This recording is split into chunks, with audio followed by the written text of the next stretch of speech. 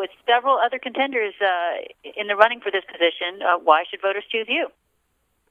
I think I'm the only one with proven experience. I have 14 years of balancing a state budget, working for state budgets and trying to deal with a federal government that's out of control. And I've also passed legislation, the largest reduction in the history of the state of working for smaller government, and actually filing legislation, passing legislation that saved the taxpayer in 1 year over $300 million.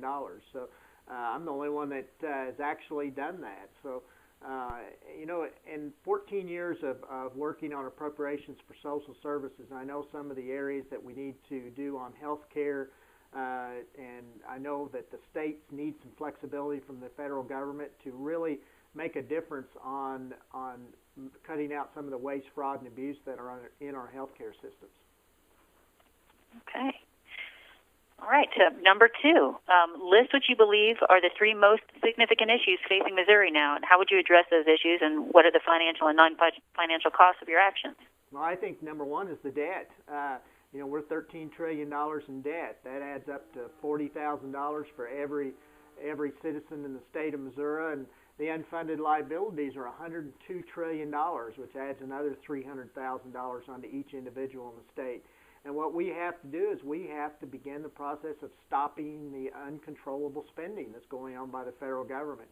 Number 2 is we got to create jobs. And government doesn't create jobs. The private sector does that. And what we have to do is we have to lower taxes across the board for all businesses and allow them to do what they do best, and that's grow and create jobs. And number 3 is we have to reform a tax code that punishes people for going out and being successful.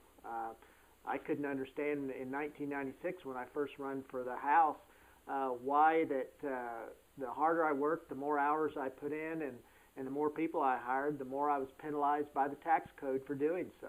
It was almost like the government didn't want me to go out and be successful. And I think those are 3 of the areas that we have to do, and as well as protecting our borders. That's the number 1 job. That is Article 1, Section 8 of the Constitution says the federal government will protect our borders, and we're simply not doing it. Okay. If all politics are local, in what ways would your work in Washington affect the people back in Missouri? I think by creating an atmosphere where they have employment opportunities. Nothing lifts a person out of poverty more than a job.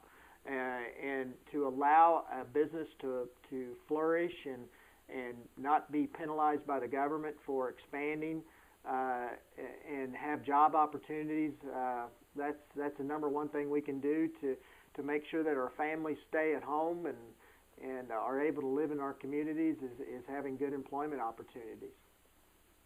Okay, all right. What defines a successful senator to you? Provide examples of who you look to for leadership. Number 1, a successful senator is one that upholds his vow to uphold the Constitution of the United States. Article 1, Section 8 defines the role of the federal government, and if we could simply do that, I think the forefathers put out a great plan for this country, and if we could simply keep the federal government limited, allow personal freedoms and responsibilities to flourish, and allow each person to go out and pursue happiness without a bunch of government interference I would consider it a senator doing his job and allowing a person to take it upon themselves to be successful.